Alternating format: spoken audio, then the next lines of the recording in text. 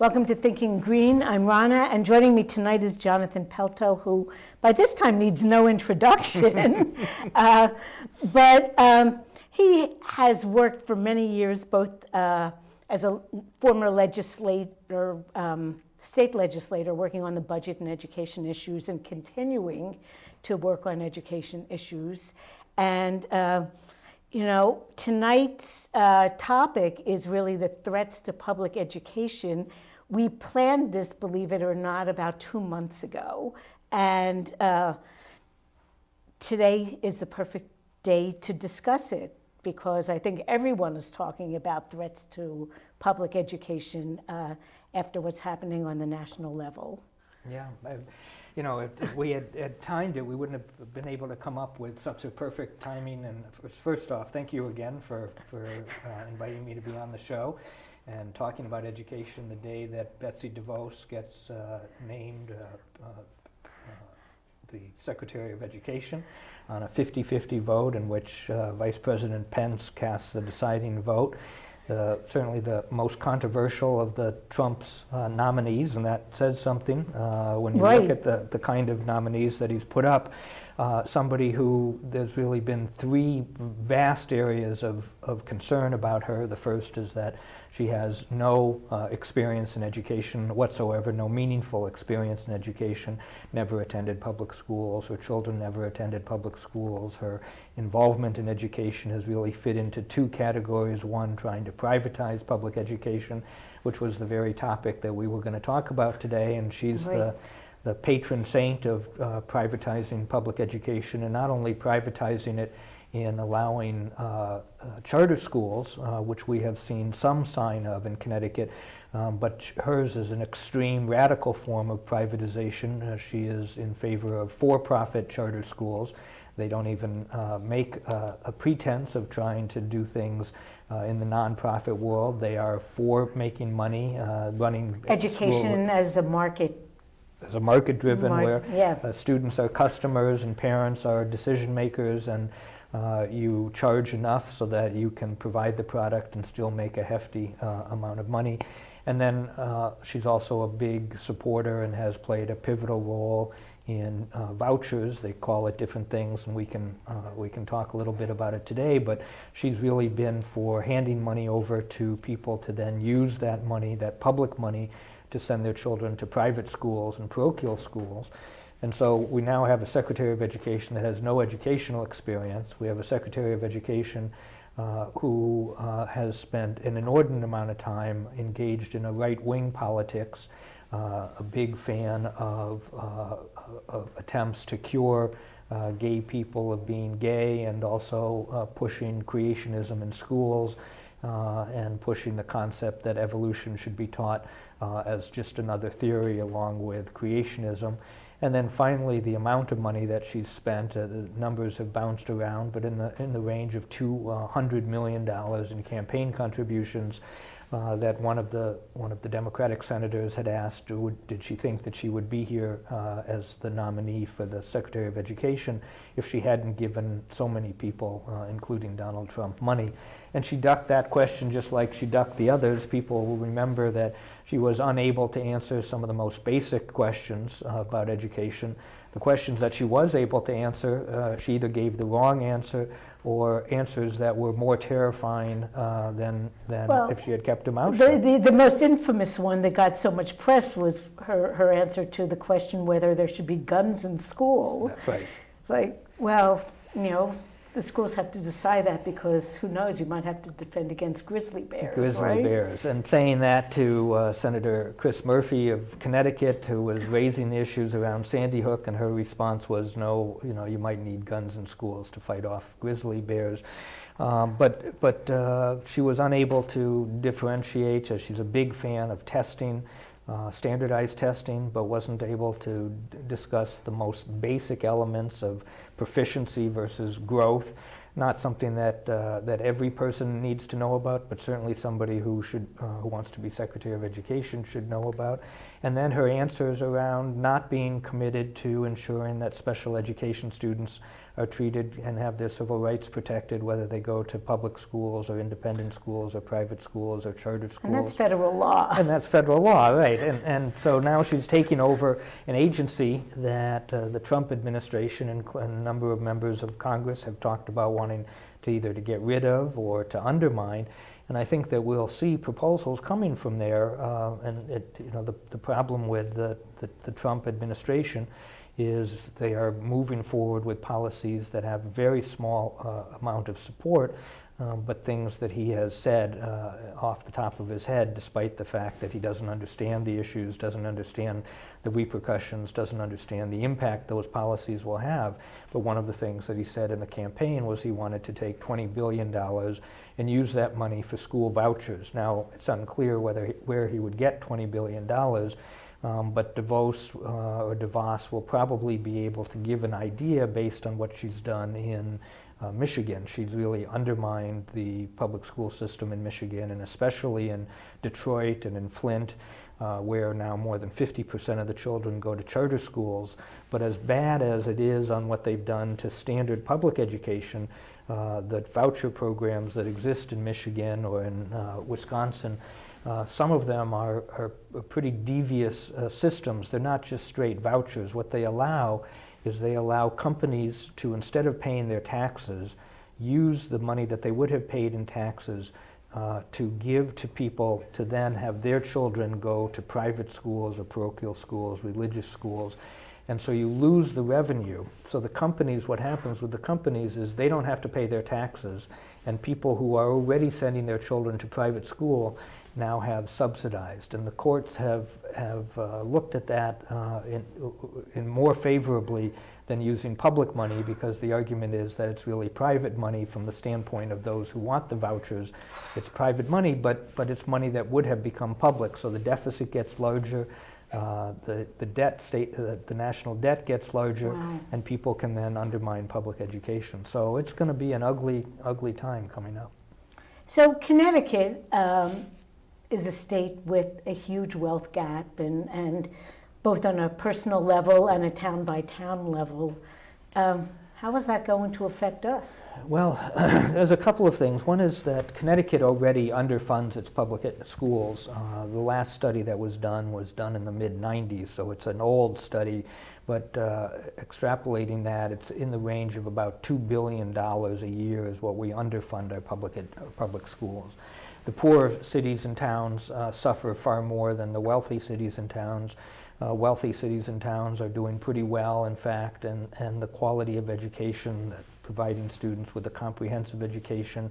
Kids are not facing English language learning barriers. When they have special education needs, the towns have money to provide services. And so what we see is really the suburban schools in Connecticut are amongst the best in the country, and if we were our own country, they'd be amongst the best in the world. And then we have this tremendous gap, this achievement gap, and it's really driven by poverty. It's driven by out-of-school factors, in addition to not only do the schools not have enough money to provide all of the support services that we see entire school systems getting rid of, for example, instructional assistants. And so in suburban schools, you have schools that have instructional assistants who are providing extra support in the classroom. There are very few suburban school districts in which there's only one person in the classroom. There's usually a teacher, there may be an instructional assistant, a general instructional assistant.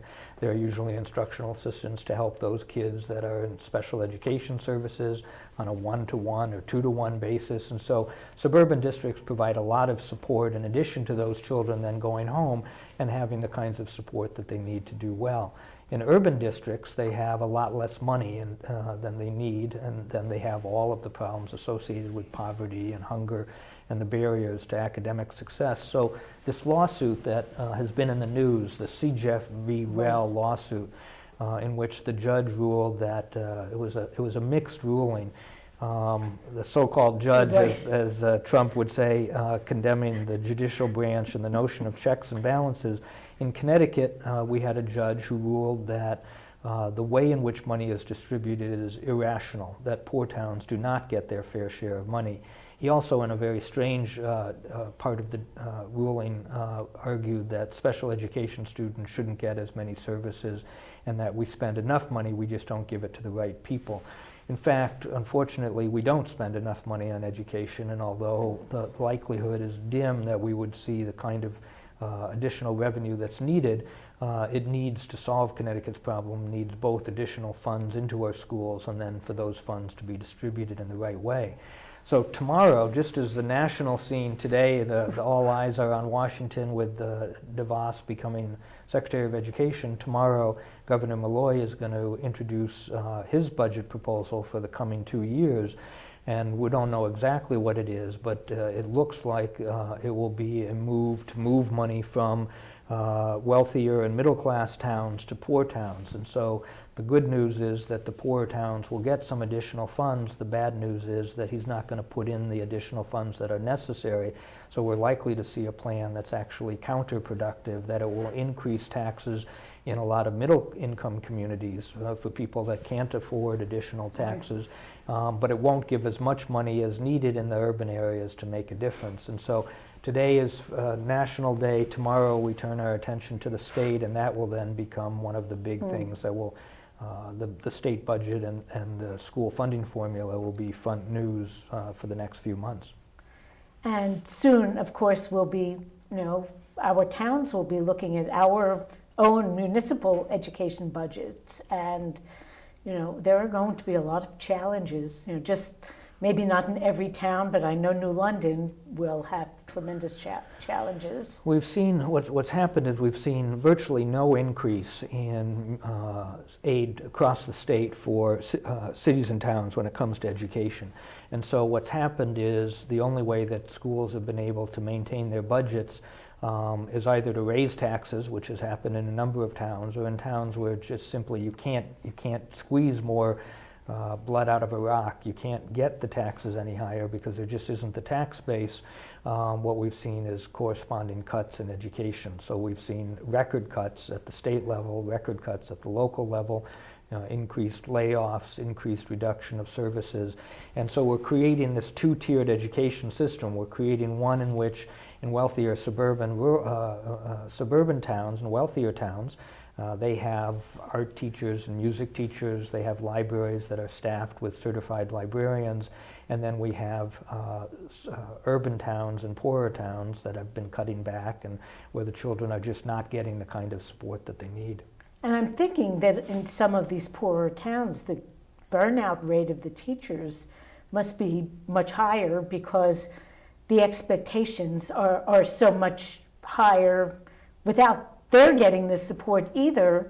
So children in the needier districts are more likely to have less experienced teachers because the teachers are leaving because they're just really burned out. That's exactly right. And so you have the added problem of, that's teachers getting into the classroom, and they may be coming in with a lot of excitement as young teachers, but it takes time to learn how to be a good teacher. And what we see is that in urban districts, the turnover is significantly higher than they are in suburban districts. And many teachers will teach in an urban area and then either quit or move to a suburban area where they're given more opportunities, in some cases additional pay, in some cases additional opportunities. That problem is going to compound itself because in Connecticut, and now we would guess under the Trump administration, a continuation of what George W. Bush did, and then Barack Obama did, and now what we're likely to see under Donald Trump is saying that decisions should be made at the local level, but this obsession with what they call accountability. And accountability is that everybody gets judged by test scores. And so what will happen in Connecticut, for example, is we still have a law on the books that teachers get evaluated, and 1/4 of their evaluation is based on standardized test scores. If you live in a suburban district in which you have all of the resources that you need, your children are coming from homes that aren't broken homes, where you have multiple generations of college-bound students, where you have a lot of parental support, where you don't have English language learning problems, where you have special ed issues that are caught early on and resources developed, you get much higher test scores than you do in urban areas. So the teachers kind of get bonus points for that. That's right. Just teaching in the suburbs. That's right. And so if you then teach in an urban area and you're willing to take on that heavier lift and that work, and then you're punished by the fact that the test scores are lower, what we'll see is that any reasonable teacher is going to know that at some point they've got to get out of the urban districts in order not to be dragged in under by the poor test scores. I brought, as usual, let's look at some of the slides. And I know that the title, which we're not showing right, is like the War on Public Education. The War on Public Education, 2017, and I say Connecticut, but it could easily be Connecticut and the whole country.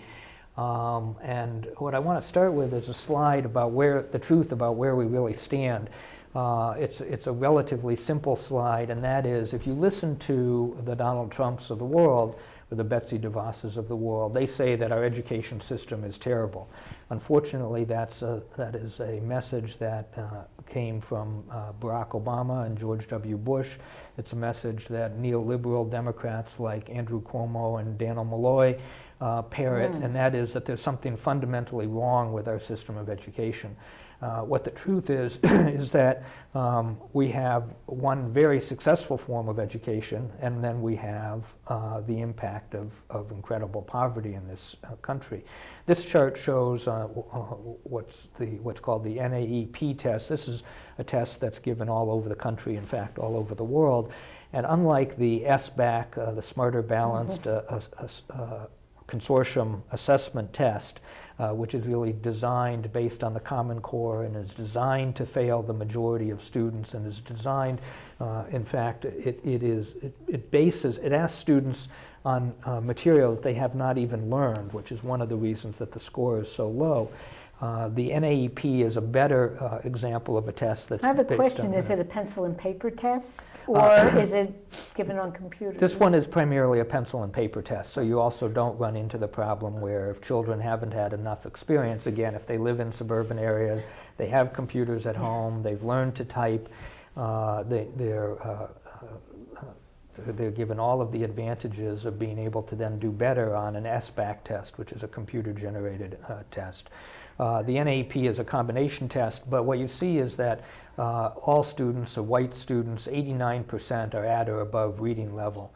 If we were our own country, those students would rank 4th, 5th, 6th in the world. And so you hear people lamenting the fact that according to the test scores, the United States is down in the 20 or 30th on the list of countries. In fact, our suburban districts, which are predominantly white and predominantly middle and upper middle class, those children are scoring at the absolute top in the entire world. The problem is we have this gigantic achievement gap, as we had talked about, of the impact of poverty and the impact of hunger and the impact of generational lack of support for children getting the support they need in school. And so here we have, in Connecticut, we have still 60% of African American children at or above reading level, 69% of Latino children.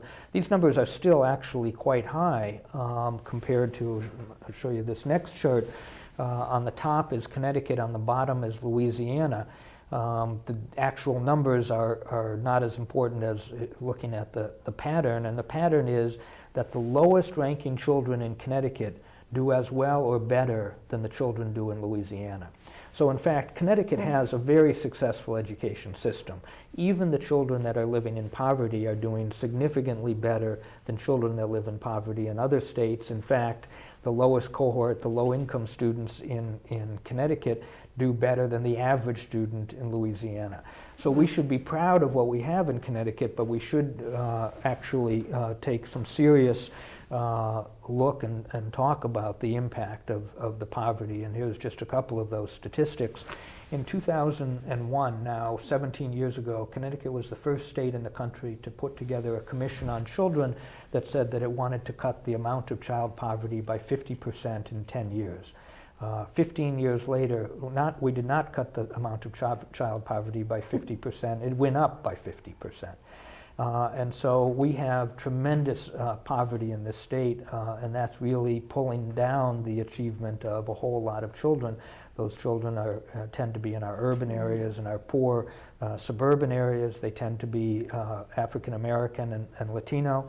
Hartford is the poorest city of its size in the United States. The child hunger, 14%, that's nearly 1 in 6 children go hungry on a regular basis, and that number is significantly higher in single-family households. For example, one study found that in single-mother households in poor areas, as many as 1 in 3 children actually go hungry of food insecurity. And now 1 in 5 schools, 20% of all schools in the United States are high poverty. That is the highest level of poverty, and that's up 60% since 2000. So there are things that we could be doing about poverty and about the barriers to academic success. We're just not doing them. And I'm thinking about the United States, comparing us to first world countries around the globe, and some of the things we don't have, like universal health care. We also are showing like rising infant mortality rates, and I think the life expectancy actually recently went down. That's right. So we're seeing not just a wealth gap, but we're seeing that we really don't have some resources for the very poor that some countries have for everyone. That's right. And so, you know, when we're lamenting as if there's this fixation, and the Donald Trumps and the Betsy DeVos and the Andrew Cuomo's and the Daniel Malloys somehow act as if the school can solve all of those problems. And the first real understanding is school is a product of our society. And where you have the kind of resources that children have in suburban areas, they're doing extremely well. When they're living in poor areas, they're doing better than they are in other parts of the country, and we should be proud of that, as I said. But that achievement gap is a product of what's going on in the communities around them. And while more money is needed for the school, it needs to be spent on a whole range of issues that, as you said, if we have that kind of poverty, that kind of hunger, that kind of lack of health care, a declining mortality, the length that people live, higher infant mortality. We have poor children who are not going to school, the chronic absenteeism, and a lot of that is due to they're not getting the health care that they need, they're not getting the dental care that they need. And so we'll see what Daniel Malloy proposes tomorrow, but what it sounds like what the governor's going to do is really just move a couple of chairs around on the deck of the Titanic, that there's no big vision that says we need to go ahead and really solve, the latest word was that he was going to increase funding by tens of millions of dollars, not hundreds of millions of dollars, and certainly not by the $2 billion that would be needed if we were actually going to provide every child with their constitutionally guaranteed right to a quality education. And I think about, I worked for Head Start as a home visitor for 12 years, and, when you talk about the absenteeism, especially in single-parent households, the parents are working like a lot of different jobs at a lot of weird hours, and so they don't have family meals. They don't. There is so much that is difficult. I mean, if they have to be at work at 6 in the morning, there might not be an older sibling to get the child on the school bus. So it's not surprising that absenteeism can be a huge problem. Right. And what we're seeing, and what the Betsy DeVoses of the world want to do, is they basically want to create a system in which a small subset of the population is given an opportunity. They talk about school choice and charters as an example. So they want the government to use public funds. When we just said there aren't enough public funds, we need more funds, particularly in our poorer school districts. They want to take what scarce funds they are and give them to private companies to run schools that discriminate against vast swath of students. I brought a couple of charts that show that. And it goes back to the first this is the growth of the number of charter school students in Connecticut Back about the time that Daniel Malloy became governor, we were in the range of about 5,000. We're now almost 10,000. So he's almost doubled the number of charter schools. These schools do not take English language learners at anything close to a representative sample. So they discriminate against Latinos. They discriminate against in Hartford. Children go home, more than half the children go home to households that speak a language other than English. They go in home. this region also, since especially since the casinos open, towns like Norwich and New London have dozens of home languages. That's right. In Hartford, and I'm sure that it's the case here, in Hartford now there's 74 different home languages. So this isn't just a discrimination against Latinos, although in Wyndham and in Hartford there is significant discrimination against Spanish-speaking students, because if these charter schools won't take Spanish-speaking students and students who need to learn English as a second language, they're going well beyond discriminating against Latinos. They don't have the resources to provide all of the kind of English language training that students need. So again, these students are falling further and further behind. So under Malloy, he's doubled the number of students, and when you look at the amount of money that's being spent, it's almost tripled the amount of money that is being spent. Now over $111 million a year in taxpayer money is going to these charter schools. And the charter schools, just as I said, refuse. This is a little chart, a little hard to read, but if people get up to the screen, they'll see that on the far left-hand corner is Hartford, Connecticut, and then two of the charter schools in Hartford. And you can see that the percentage of non-English language students now is creeping up towards 1 in 5 who are not fluent in English. So we're now talking about a vast, significant number of students who need English language skills. Jamoke Charter has never had a student who doesn't speak English. How can they do that? Right. Well, the way that charter schools work, and it's likely to be dramatically expanded, is they're exempt from all of the requirements. And so they're taking public dollars, they're running institutions that are not public schools. They claim to be public schools, but they won't take students who require English language skills.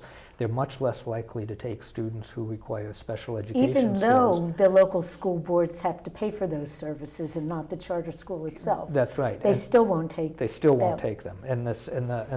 Because what they're geared towards is wanting to show high test scores, and so they don't want children that are going to lower the test scores. So when Betsy DeVos talks about school choice, what she's really talking about is a creaming process in which some private companies can start schools at taxpayer expense. And many of these schools, in Connecticut, we do not allow for-profit schools yet.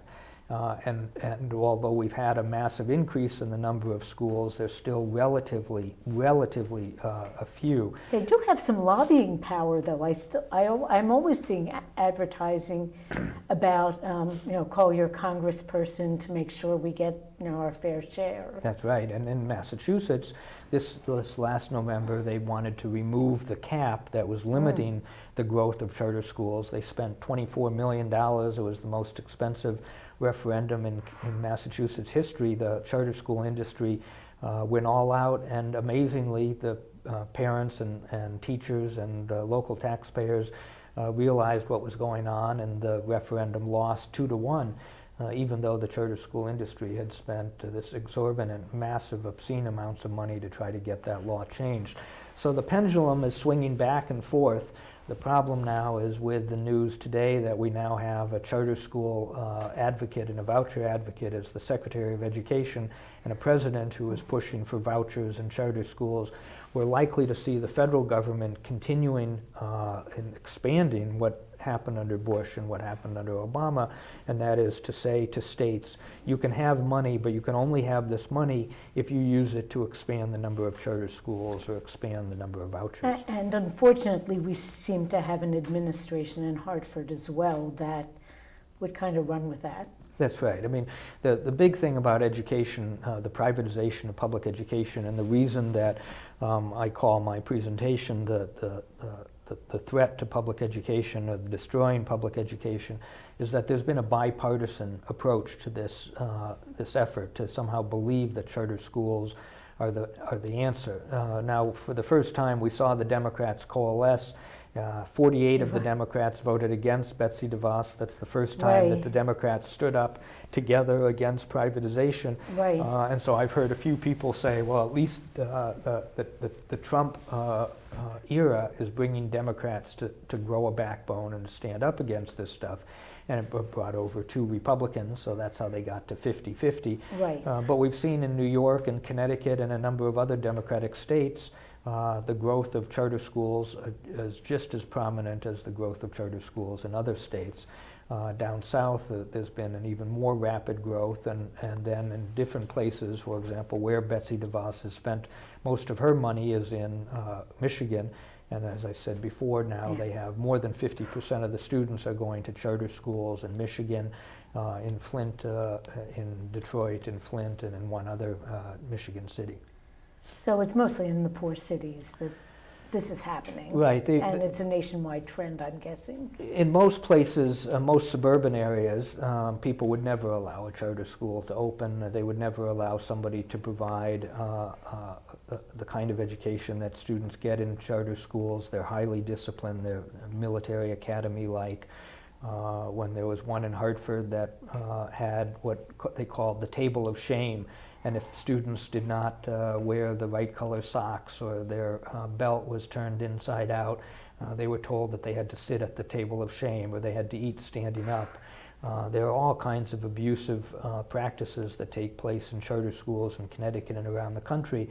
And one of the reasons that they are so abusive and so militaristic is it's a way to push out those students that won't sit and do exactly what the charter school wants. The charter schools, think of them as these private companies that are selling a product, and the product that they're trying to sell is that their students do better on tests than other students. Well, the easiest way to do better on tests is two different things that you need to have. First is you have to teach to the test. You've got to not waste, quote unquote, waste your time with art and music and social studies. You need to focus. The tests are only given on math and on English. And so in these charter schools, the focus is almost exclusively on math and English. And then secondly, you need to get rid of all of the students who might bring your test scores down. So you get rid of poorer students, you get rid of students who aren't fluent in the English language, you get rid of students who have special education problems, you get rid of students who have disciplinary issues. And the way to do that is very strict discipline policies where the children are constantly being suspended, so that their parents, as you said, they're working 2 or 3 jobs, they're working odd hours. They can't have their children suspended all the time. What they'll do then is they'll pull their child out of the charter school and re-enroll them in the public school. And sometimes living in New London, I get very frustrated because I think so many of our state's lawmakers come from places like West Hartford or Fairfield County, outside of except for Bridgeport. And I think sometimes they don't really know what happens in the cities. I think you're absolutely right. Going back to that chart that shows that our white students, suburban students, are doing extremely well. 89, 80, 90% of the students are at or above goal. In our inner cities, that number drops down to 60%. Now, if you didn't know about how schools really work, which is the problem that many of our elected officials at the federal and state level just don't understand. First off, you'd buy this rhetoric that somehow the schools are failing, as opposed to saying, despite all of these problems, despite the poverty, despite the hunger, despite the single-family homes, despite all of the barriers that stand in the way of these students, we're still a majority of them, a clear-cut majority, are still at or above grade level. But that what you wouldn't have is you wouldn't have a law that said if students do poor on the tests, we're going to punish the teachers. And yet Connecticut has that law. And so we're saying to any teacher, if you know that your students are going to be more difficult, if they're going to have more problems, if they're going to face more poverty, their test scores are going to be lower, If their test scores are lower, you're going to have to pay the cost of that, either in your evaluations. You could even lose your job. Many of school districts in New Haven, for example, they have a merit pay system that's based in part on how well the students do on their tests. You're saying to teachers, whatever you do, don't go to our urban areas. Now, if you were from West Hartford or Westport or Weston or Greenwich, and you understood how schools work, you'd do it exactly the opposite. You'd say, we want our best teachers to go to our urban areas, so we're going to give you an incentive. We're going to say that if you go to the urban areas and if you teach there, we're going to give you extra pay, extra benefits, extra support.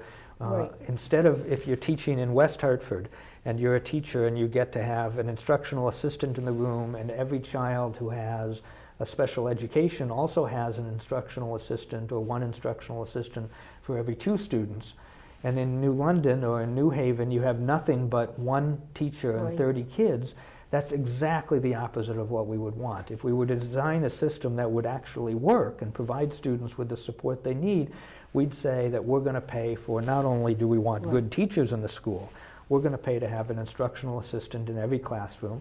The costs are not great because instructional assistants are not paid very well. They don't make a lot of money. They make $20,000, they're basically paid minimum wage, a little bit more in some districts. But they provide another adult in the room. They provide somebody who can help the child that's falling behind. They provide a support mechanism for disciplinary issues. They provide a mechanism to help students who are having special education needs. And instead, we have exactly the opposite of what we would design if we actually understood how schools work. And one of the concerns about the teaching to the test also is, sure, the tests are just on the very limited, language arts, math. But we know that in the long run, if children learn to play a musical instrument, their math skills will be better than those who didn't learn that musical instrument. So it almost seems as though maybe there's teaching to succeed in the test, but not really for higher level thinking skills in those areas. That's right. And they say that what they want, and you hear this language all the time, and I heard it during the Betsy DeVos hearings where they said, we want children to have 21st century skills. Well, 21st century skills is the ability to think, to be able to handle situations where things change quickly. Right. The likelihood is that they're not going to have one employer, one career. We know that people are going to be changing careers regularly. They're going to be changing employers regularly. They need to be flexible. They need to know how to handle those kinds of changes. If 21st century skills mean anything, it means knowing how to think. And if you want somebody to know how to think, they've got to be not only taking math and English, but they need to be taking science. They need to be taking history. They need to be taking music and art and all of the things that would build up. And they need to have time to be kids and to learn how social skills to work. And so one of the things that the critics of education say, well, why can't we be, and they pick a country, usually it's Finland, they say, why can't we be more like Finland? And the answer is we could be more like Finland in a variety of ways. First off, they have a social democratic system that ensures almost virtually no poverty, very small amounts of poverty. In fact, Finland has now adopted a system where everybody gets a stipend so that they can pay their bills and buy food and pay for their rent. So if we're willing to go to a social democratic system in which we get rid of poverty, we could be a lot more like Finland. Secondly, they have 3 or 4 or 5 times as much recess time as we have. Adults probably have more vacation time too. And adults have more vacation time. Cradle to grave, more time to do interesting stuff that isn't just nose to the grindstone. That's right, and it's sort of it is almost as if these American politicians, Democrats and Republicans, if you just looked at their actions, you'd say that they were actually trying to design a system that would fail, because you couldn't come up with a worse system than the one that they're trying to implement. and force the American education system into. The American education system has been, for the most part, extraordinarily successful. So what do? You say it's a failure. It's sort of an alternative fact, Donald Trump alternative facts, make stuff up. You say American education system is a failure, and then you introduce a whole lot of reforms that will ensure that our students do worse. And it's to the point where one wants to be a little bit careful when it comes to conspiratorial theories, but you're almost designing a system that you know is going to fail. And there's pieces of this that, in fact, in some ways are designed to fail, because the whole premise, and people often ask me, but what is this? The No Child Left Behind, the race to the top, now what we're getting with Trump. What are they really after? And what they're really after, and it started with No Child Left Behind under Bush, dramatically expand under Race to the Top under Obama, and is now going to be put on steroids under Trump, is you rank order all of the schools, and then you require that the lowest cohort of schools, the lowest 5%, are privatized. If you can rank order and you're ensuring that more and more schools are designed as called failures or failing schools, you can then privatize those schools. And we are literally spending billions and billions of dollars a year now on these private schools, these private charter schools, private for-profit charter schools, private virtual schools. Now with Trump, we'll have vouchers. And pretty soon what we see is what I think is their real goal, and that is to privatize absolutely everything they can, but to privatize public education is really what their goal is. Well, I guess some markets have contracted, but they feel as though, educating kids will always be a marketplace that's there. It'll be a potential source of profit. That's right. Rupert Murdoch famously said that he saw American education as a $500 billion untapped market. And I often use that quote because at least he was being honest, and that is, these people are interested in making money. And they see, in the 1950s, they saw the military-industrial complex as a way to make money, that if you scare Americans enough, they will spend unlimited amounts of money on their defense.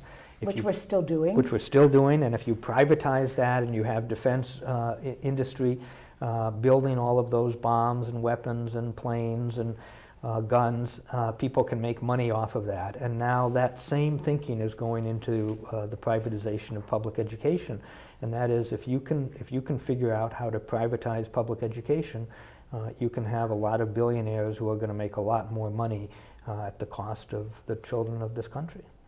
Now, I think you have a few more slides, and I think we're not terribly short of time, but we are running it down. This slide, and these are more for, it's a little, again, I apologize, they're a little hard to see, but one of the other things is the enrollment or dropout. What you hear a lot, and I know that it's a discussion in New London and in New Haven and Hartford, and that is the dropout rate. Well, when you rank order the charter schools and the public schools, what you find is that the charter schools actually have higher dropout rates. The reason that they get away with saying we have no dropout rate is when you leave a charter school, you're automatically re-enrolled in the public school. And then when they drop out of the public school, they're So they didn't really drop out of the private school, or the charter school, they just transferred. They transferred out. And so this chart rank orders, this one happens to pick New Haven, and it rank orders all of the high schools and how many students they lost. And what you find is that Achievement First Amistad, Achievement First Elm City, which are two of the charter schools, and then those schools have lost more students than the public schools have lost. And so by every criteria, whether we're looking at, yes, there are times that the schools do slightly better on standardized test scores, but that's because they refuse to take the students they refuse to take their fair share of students. And the same is true on the enrollment dropout levels. So there's a certain level of push out that's going on. That's right. That's right. And I have a number of charts that show that, but this one, and again, these are These are hard to read, and I apologize, but this one is in Bridgeport, and it shows the same thing, that there are tremendous numbers of students that need English language skills and students that have special education needs, and the charter schools just do not take those students. They just refuse to take their fair share of students, and yet they want more and more money. And so if we were to look, this is the chart that I showed before of the amount of money that's going to charter schools going up and up and up. If we looked at all schools, we'd see that as a flat, the state of Connecticut has basically frozen the amount of money going to schools now for almost 10 years, which means the burden shifts more and more to the local level. And in New London, at least, you know, on the local level, our schools have been flat funded, I think 5 out of the last 6 years. And the 1 year there was a raise, it was not much. It was not much. And so Maybe 2%. imagine if the chart for New London looked like this, you'd see millions of dollars more to New London. And in fact, the money hasn't been going to New London, it's been going to charter schools. The money hasn't been going to New Haven or Hartford or Wyndham or Norwich or Stamford or Bridgeport or the schools that need it. The money has been going to the charter schools. And what we're likely to see is a proposal tomorrow that gives even more money to charter schools and less money to all of the schools. I guess you'll have to be on again, you know, in a few weeks to talk about the budget implications of what's happening in Connecticut. And we're seeing another austerity budget that is going to be proposed. One of the things that has come out that Malloy announced was that he was going to do away with the property tax credit. So again, for those people that are living in high tax cities, one of the things that we had was a small tax credit. It used to be $500, then it got lowered to $400, now $200, and now he's going to take that away. It's more of, at this point now, I mean, it will give the state an additional $100 million, but more than that, it's just a slap in the face of people that are trying to live in cities and yeah, we're on our 5 minute, gotten our 5 minute warning, so okay. we're losing any slides that might be left. But yeah, I wanted to ask you, we didn't really talk about standardized testing in terms of opting out of the testing, but I know that last year the superintendent in Madison, Connecticut, who is a real, who has encouraged families to opt out of the testing, they had certainly more than 5% of their families opt out, and they have felt no repercussions to my knowledge. Now, if that happened in New London, that 20% of the families opted out of testing, the SBAC, what would happen? Well, you know, in New York, which is much more advanced in the opt-out movement than we are, we're just getting started. New York, more than 25% of all students opted out, and in many districts, more than 50% opted out. And there's been no repercussions whatsoever. Not even like Title I funds or anything? No federal fund, no loss of federal funds, no loss of state funds. What federal and state officials are saying is you have to take the test, but in fact, children do not have to take the test. Parents have a right to opt them out, and I opted my child out of taking the test. I'm a big proponent of standing up and saying, if we don't allow them to give these tests, then they don't have the results that they need to rank order the schools, to punish the teachers, to punish the students, to create this myth that somehow our schools are failing. So I'm hoping, and these tests are usually taken in March, April, May, or April, May, and June, and I'm hoping that there will be a lot of parents who will say to their local principal and their superintendent, my child is just not going to be taking these tests, that I refuse to be a pawn in this bigger game. And undoubtedly, principals and superintendents will say we might lose money, but the fact is no district has ever lost money. And in New York, where, as I said, where the much, much higher percentage of people have been opting out, there's been no negative repercussions. So the fact is that the principals are being told that they have to scare parents into thinking that they need to take the test. Superintendents are being told that they have to scare people to take the test, but there's no reason to take these tests. So it's already February, so parents who are watching out there can start thinking about this, that the tests are coming in 6 or 8 weeks. That's and right. It's time to start thinking about opting out. And it's a very simple process. I just wrote an email to the principal and CC'd the superintendent, and I said that my child will not be participating in the test. And they called and said, are you sure? We really want everybody to. And I said, I respect your opinion, but the fact is they're not. And they knew that those letters are coming. And in fact, they know in their heart of hearts that the parents are doing the right thing by opting them out. So I hope But that they just have to kind of cover themselves as well. they have to cover themselves. I hope that every parent that's watching this will take the time to opt their child out of these destructive tests. The testing is what this whole charade is built upon. And if children are not allowed to take the test, then the house of cards is going to collapse. And I hope it couldn't happen too soon. Well, we are out of time. It went really fast, but you have to come back.